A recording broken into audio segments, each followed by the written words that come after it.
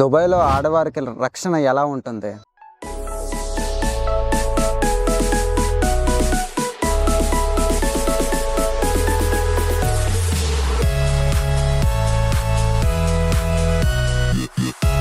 Hello guys, అందరికీ నమస్కారం.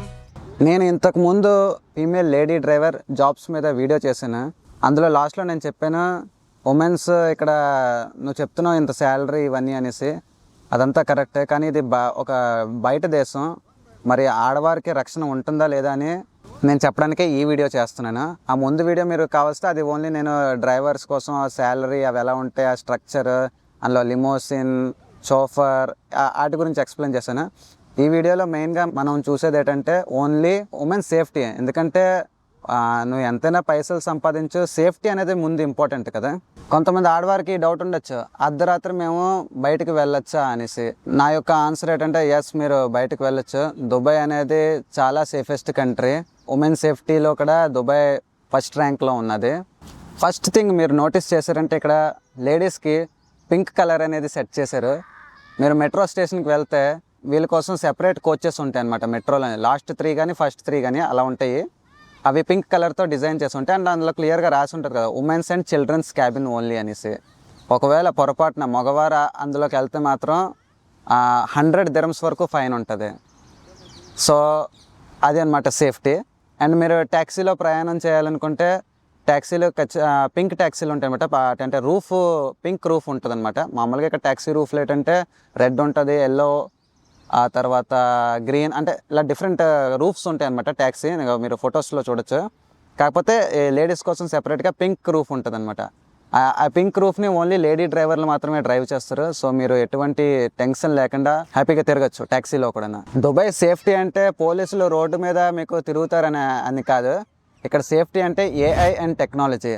మీరు ప్రతి చోట సీసీటీవీ కెమెరాలు ఉంటాయి, ప్రతి చోట మీకు మానిటరింగ్ జరుగుతూనే ఉంటుంది అనమాట. ఇక్కడ హెరాస్మెంట్ చేయడం కానీ, అండ్ కనీసం ఎవరికాసైనా కన్నెత్తి అలా చూసుకొని ఉండిపోయారు అనుకోండి, అంటే ఈవెన్ స్టేరింగ్ అంటారు, అలా చూసుకొని ఉంటాను చూడండి, అలా చూస్తే సరే ఇక్కడ చాలా పెద్ద క్రైమ్.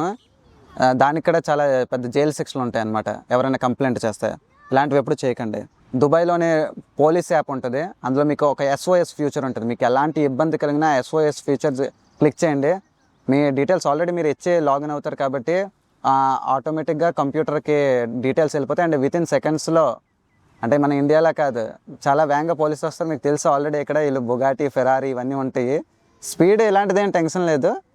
అంటే అంతలాగా నేనైతే అక్కడ చూడలేదు అంత ప్రాబ్లమ్స్ ఏమైనా. ఇంకోటి ఏంటంటే స్మార్ట్ పోలీస్ స్టేషన్ SPS, అవి ఇక్కడ మీకు, అంటే మీరు ఏ పోలీస్ స్టేషన్కి వెళ్ళి కంప్లైంట్ ఇవ్వాల్సిన అవసరం ఉండదు. అవి మీకు ఏంటంటే చిన్న చిన్న బూతుల్లాగా ఉంటాయి అనమాట, స్మాల్ బూత్స్.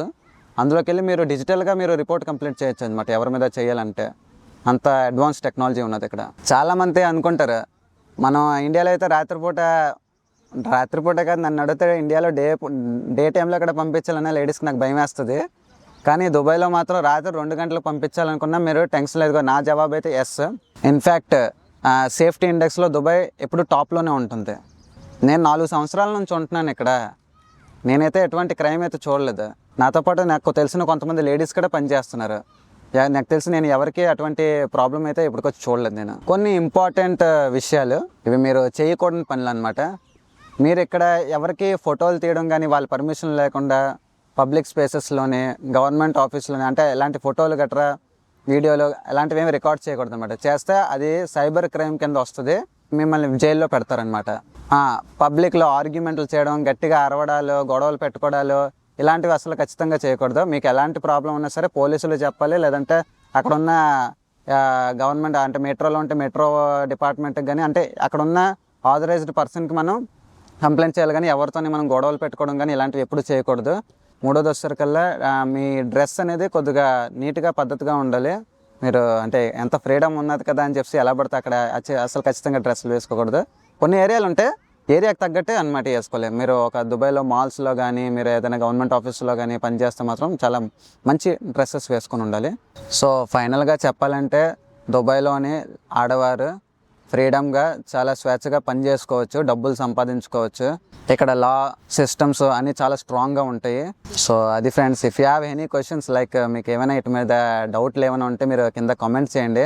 వీడియో నచ్చితే ఇన్ఫర్మేటివ్ అనిపిస్తే సబ్స్క్రైబ్ చేయండి. ఇంకా నేను ఇలాంటి మంచి ఇంకా ఇన్ఫర్మేటివ్ వీడియోస్, ఇంకా మంచి వీడియోస్ నేను ఏంటంటే నా ఛానల్లోనే కొన్ని ప్లేలిస్టులు రెడీ చేస్తున్నాను. ట్రావెలింగ్కి వేరేగా, వ్లాగింగ్ వేరేగా, తర్వాత ఇన్ఫర్మేషన్కి వేరేగా, ఆ తర్వాత హెల్త్ అండ్ ఫిట్నెస్ దాని మీద కూడా నేను వీడియోలు చేస్తున్నాను. నేను ఒక ఆల్రౌండర్ని అనమాట. మీకు అనిపించవచ్చు మేము ఎందుకు సబ్స్క్రైబ్ చేయాలనేసి. ప్రతి నీష్ అంటే సంబంధించిన విషయాల్లోనే మ్యాక్సిమం నేను ఉంటానన్నమాట.